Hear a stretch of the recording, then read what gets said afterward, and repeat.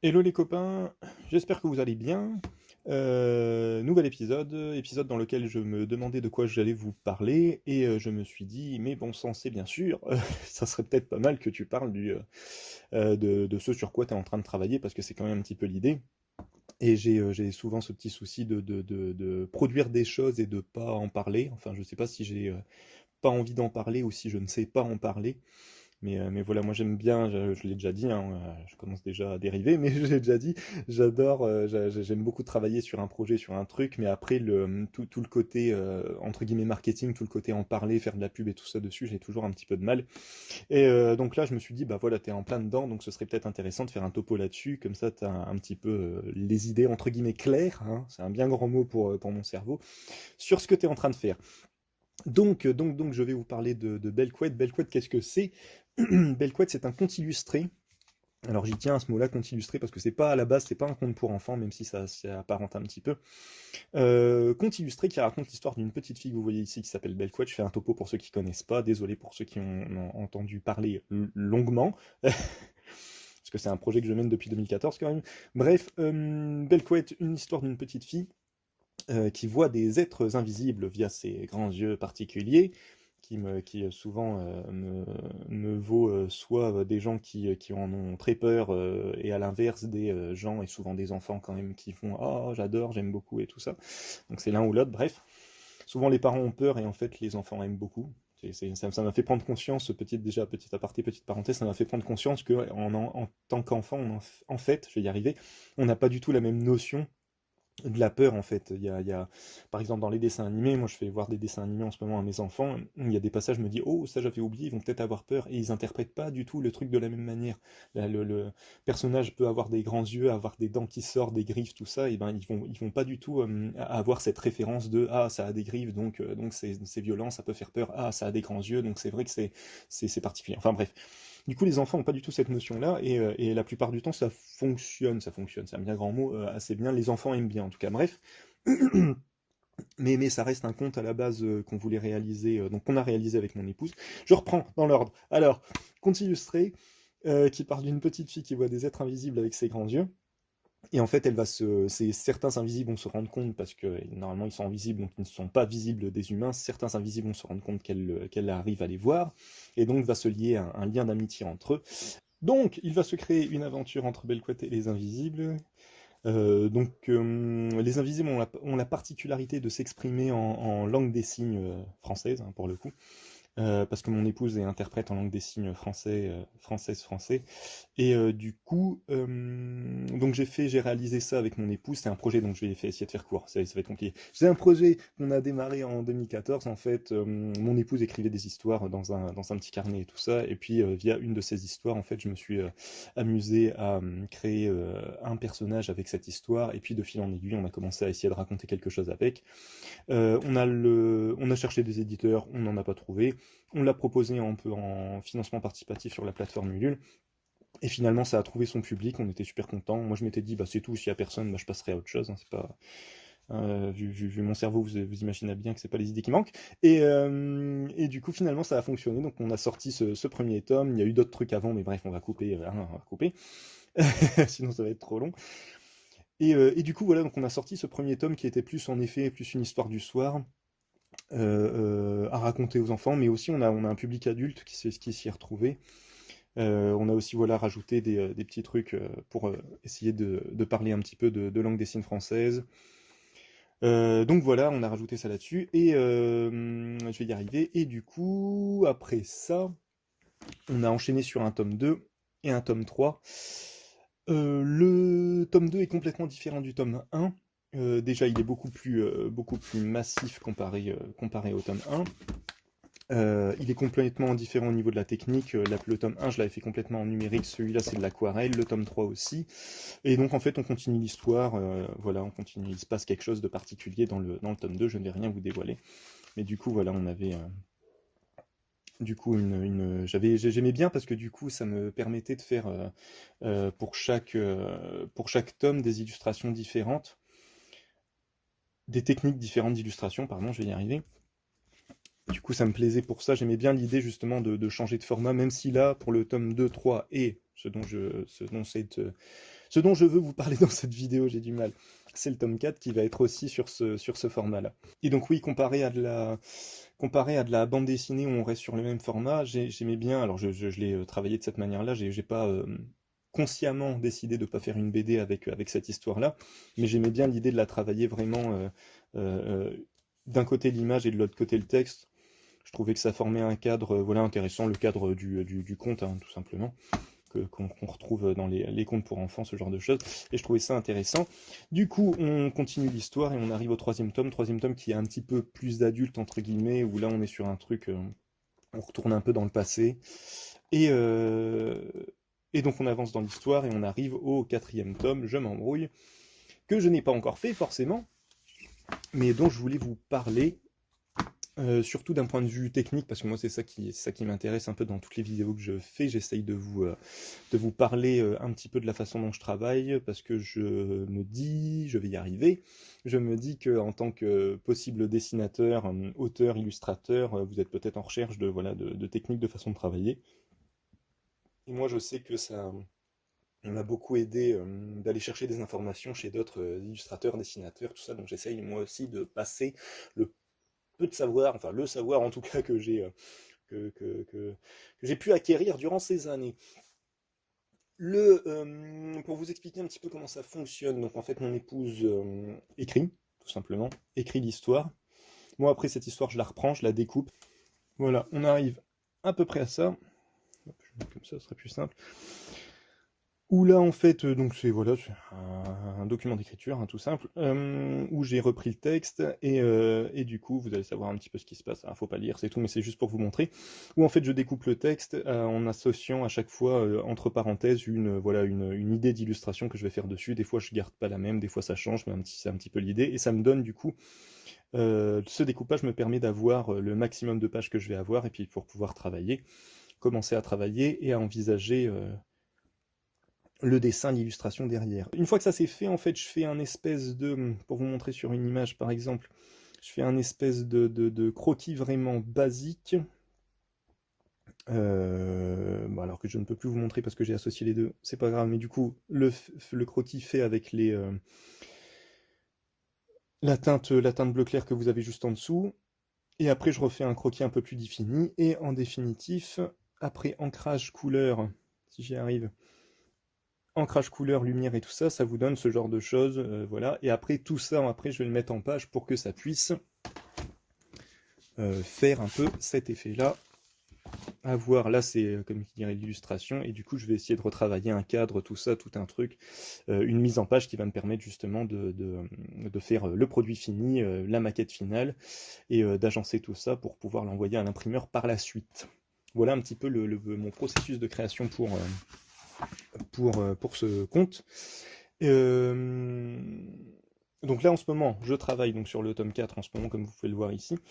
Et je voulais vous en parler aussi parce que j'ai fait deux façons de travailler. La plupart du temps, en fait, toute la partie storyboard, je la faisais sur pour le tome 1, 2 et 3, je les ai fait sur des espèces de petits post-it à part, vraiment du croquis très très lâché, vite fait. Donc c'est ça aussi le truc, je veux juste avoir une idée de comment je vais placer mes personnages, le décor, tout ça.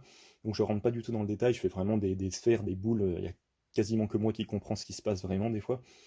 Mais tout ça, voilà. Et après, j'ai une vision de tout ça, j'étale tout ça sur la table et je vois un peu ce que ça donne. Pour le tome 4, du coup, j'ai décidé de travailler. En fait, je le fais entièrement via Procreate sur iPad. Mise en page, tout ça, jusqu'à donc du croquis jusqu'à l'illustration finie, pardon, et le PDF que je vais envoyer tout simplement à l'imprimeur. Là, j'y suis pas encore, mais du coup, voilà, c'est pour vous donner une idée. Et donc, du coup, j'avais fait toute une phase croquis storyboard. Je reviens sur des croquis beaucoup plus définis. Alors en traditionnel, je l'ai fait forcément sur je les continue pas sur un post-it, hein, je l'ai fait sur le format définitif de l'image et sur le vrai papier. En numérique, du coup, l'avantage c'est que je peux travailler directement, voilà, mes post-it qui ressemblaient, hop, un peu à ça. Voilà, c'est vraiment pour vous donner une idée. Le croquis préparatoire, il ressemble à ça. Et après, je vais venir définir un peu plus. Et donc tout ça, en fait, je vous dis ça. Pourquoi je vais y arriver? Je suis vraiment désolé, je suis un peu fatigué en ce moment. Tac, tac, tac. Tout ça pour vous dire que une fois que j'ai fait le croquis le croquis préparatoire. Après, en fait, je vais travailler ma page, entre guillemets, en une seule fois. Euh, ce qui en traditionnel, est intéressant parce que on n'a pas cette possibilité comme en numérique de jongler entre plusieurs pages et d'agencer, même si je l'ai fait un petit peu, de faire, voilà, pendant que l'aquarelle sèche, j'enchaîne sur une autre page. Mais là, en numérique, du coup, j'ai pu le faire beaucoup plus facilement. Et j'ai testé cette méthode-là, parce que là, toutes ces pages-là sont terminées. Et arrivé du coup à c'était la page 27 ou 28, je commençais à fatiguer un petit peu, j'avais l'impression vraiment d'avancer très très lentement, parce que je faisais vraiment page par page, donc une fois que j'ai tout défini, bah, je me remets sur une autre page, et du coup j'avais vraiment l'impression d'avancer lentement. Et à partir de cette page-là, de la page 28, je me suis dit, on va essayer de travailler autrement pour la fin. Pour la fin, je vais faire, vu que j'ai fait tous les croquis préparatoires, je vais faire tous les croquis un peu plus définis, un peu plus précis. Après, je vais attaquer l'ancrage, et j'ai divisé en deux parties en fait. Je fais du coup l'ancrage et le fond, le décor qu'il va y avoir derrière. Donc c'est ce qu'on peut voir par exemple sur cette image-là. Là, c'est les pages récentes que j'ai fait, donc je fais juste l'ancrage. Tac, pour vous montrer. À la base, ça ressemble à ça. Donc mon croquis qui est plus défini, donc là il est en opacité réduite. Et du coup, voilà ce que ça donne en croquis défini. Donc on a le croquis de base juste en dessous et le croquis défini par-dessus. Et par-dessus ça, du coup, je fais un ancrage. Donc généralement, je réduis, hop, pour y voir un peu plus clair, le croquis de base. Je fais un ancrage beaucoup plus propre. Du coup, après, hop, j'enlève le croquis et j'attaque le fond, qui est somme toute un très basique, hein. Il y a d'autres illustrations où le fond est un peu plus travaillé, mais là, c'est vraiment standard. Et après ça, en fait, la deuxième étape, du coup, va être de faire toute la couleur des personnages avec l'éclairage et tout ça. Mais ça, je me le garde pour donc la deuxième étape. Là, pour l'instant, l'idée, c'est de faire ce que j'ai fait ici pour tac tac tac, pour tous les croquis définis qui restent là. Et une fois que j'aurai fini tout ça, je passerai de nouveau à la couleur pour l'éclairage pour tout. Et du coup, j'ai planifié tout ça, voilà, sur les mois. Je devrais normalement avoir fini pour cet été, le tout complètement, avoir le fichier prêt à être imprimé pour cet été. Petite parenthèse, je pense pas que je ferai de financement participatif parce qu'on est quand même sur un quatrième tome. Alors c'est un tome de bouclage, ça peut terminer toute l'histoire du cycle de Belquette. Donc je me tape, je sais pas encore, mais pour l'instant je me dis que pour un quatrième tome, je sais que moi, quand je participe à des projets Ulule et tout ça, euh, le fait que j'ai 3 tomes de retard, même si là bon c'est du conte illustré, ça se lit très rapidement, mais je me dis le fait que j'ai beaucoup de retard, des fois ça m'empêche un petit peu de me lancer dedans. Donc à voir, mais du coup je fais un peu avec mon expérience à moi avec le financement participatif et du coup je me tâte, je m'interroge. Bref, donc voilà un petit peu comment je fonctionne. Voilà un peu ce que je voulais vous expliquer. Une fois que j'aurai fini tout ça, en fait, l'idée c'est que via Procreate, en fait, on a la possibilité de tout sélectionner et de faire un PDF de ça, et bien sûr, il garde l'ordre de pagination. Alors certains vont être certainement outrés parce qu'il y a certains dessinateurs à qui j'ai montré ma façon de travailler et ils m'ont dit mais t'es fou, faut travailler avec des vrais logiciels de mise en page et tout ça. J'ai essayé de mettre un petit peu la main dedans et en fait je n'arrive pas quoi. J'ai un petit côté artisanal dans le numérique. J'aime bien travailler page par page comme si j'avais vraiment ma feuille devant moi et que après j'allais relier moi-même les feuilles. Chose que je ne fais pas du tout hein, parce que ce serait beaucoup plus de boulot. C'est beaucoup plus simple de tout sélectionner et de sortir un PDF et voilà. Et t'as ta reliure en vrai. Après, t'as plus qu'à envoyer ça chez l'imprimeur, et puis à voir avec lui les différents paramètres, profil colorimétrique et tout ça, et puis hop, c'est parti, on est bon, on peut lancer l'impression, si le budget est bon aussi, bien sûr. Euh, Si jamais ça vous intéresse, je vous ferai peut-être un topo là-dessus aussi sur comment ça se passe avec l'imprimeur, tout ça. J'essaye de passer en revue dans ma tête ce que je viens de dire et j'espère, bon je suis vraiment désolé, c'est un peu le bordel, un peu plus que d'habitude, en plus j'ai l'impression, donc je m'excuse, hein, j'espère que ça va être un petit peu clair quand même. Bref, en plus je veux faire une vidéo courte et bref, à chaque fois ça dépasse. Oui, ici, ce qui va manquer, alors tac tac tac, hop, ce qui va manquer et que j'ai mis de côté ici, c'est toute cette partie-là où il va me rester à faire. Là, j'ai ce qu'on appelle le corps, hein, le corps du bouquin. Hop, pour vous montrer un peu plus, j'ai en fait, montrer là-dessus, j'ai ça en fait. Ce que je vais donner à l'imprimeur, ce qu'on appelle le corps, c'est ce que vous avez, entre guillemets, je crois que c'est ça à peu près. Ça dépend des imprimeurs. Des fois, il y a des imprimeurs qui prennent cette page-là aussi et d'autres non. Mais sinon, généralement, c'est ça. Ce qu'on appelle le corps. Hein. C'est ce que vous avez ici. Vient après la couverture qu'on doit rendre comme ça, en fait, sur un fichier PDF de cette manière-là. On doit la rendre comme ça. Donc, première et quatrième de couverture. Et vient forcément la deuxième, troisième de couverture, que moi je fais, voilà, généralement je fais un truc un peu abstrait parce que je trouve ça sympa. Voilà, d'avoir un truc sur que de la texture, enfin bref, voilà, j'aime bien, bref, on s'en fout. Et du coup, avec mon nouvel imprimeur, il faut que je rende cette image-là à part, pour qu'il lui, il vienne faire ses collages, parce que maintenant je fais beaucoup plus souvent de la reliure cartonnée. Là, je ne sais pas encore si je vais faire de la reliure cartonnée, j'en ai fort envie, mais du coup, je me dis que ça va recasser un peu le rythme que j'ai donné, du coup, je me dis que je vais peut-être rester sur de la couverture souple. Et donc voilà, donc après, à chaque fois, je vous avais pas montré, mais ouais, il y a tout le compte. Et après, j'aime bien mettre une partie, voilà, une partie croquis, une partie recherche, une partie avec quelques mots en LSF pour je me dire, pour donner envie, pour montrer certains trucs de ce côté-là. Et donc voilà l'idée. Donc j'ai appelé ça le journal des découvertes. Je fais comme si en fait c'était Belcouette qui avait dessiné tout ça. J'aime bien cette idée-là. Bref, voilà. Donc il me reste ça à travailler. Donc il me reste la couverture, la deuxième et troisième de couve, les pages intérieures, le cadre, donc toute cette partie-là dont je vous avais parlé. Toute cette partie-là au-dessus que je travaille, que j'aime bien la travailler pour essayer d'avoir un rendu un peu particulier, pour vous donner une vraie identité à chaque tome. C'est un peu ça l'idée. Et la partie du coup journal intime, la partie sketchbook pour pouvoir terminer complètement le livre et envoyer tout ça à l'imprimeur. Donc voilà un peu où j'en suis pour l'instant. Donc comme je vous disais, comme j'avais un peu de mal à avancer en allant page par page, du coup j'ai décidé d'y aller vraiment étape par étape. Et j'ai l'impression que j'avance plus vite et que c'est moins laborieux, surtout que là en ce moment je gère mes enfants et tout ça, c'est un peu compliqué, mais du coup j'ai tout défini sur un calendrier pour essayer de me donner un objectif, un point, voilà, où je me dis là il faut que je l'ai terminé quand même. Et du coup ça m'a permis en fait de faire une simple division avec le nombre de pages à effectuer par jour pour pouvoir terminer à cette date-là. Et au final, je me rends compte que j'ai pas tant que ça à faire par jour, ce qui est très bien parce que je ne sais pas ce que la super situation que nous vivons actuellement va donner dans les semaines à venir. Donc voilà, donc je me dis au moins voilà, j'aurai terminé cet été. Et puis après, je pourrais commencer à essayer de communiquer dessus, chose que j'ai de plus en plus de mal à faire, pour pouvoir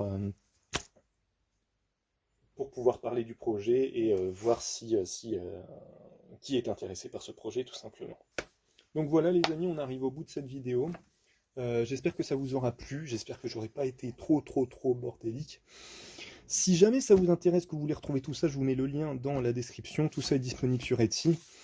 Les 3 tomes sont disponibles sur Etsy si vous voulez en savoir plus. Voilà, si ça vous intéresse, si ça vous a fait, si ça vous a intéressé, je vais y arriver. Bref, je pense avoir tout dit. J'espère ne pas me tromper. Bref, là-dessus, sur ces bonnes paroles, je vous souhaite une bonne journée, une bonne soirée, et je vous dis à très bientôt. À la prochaine les copains, salut!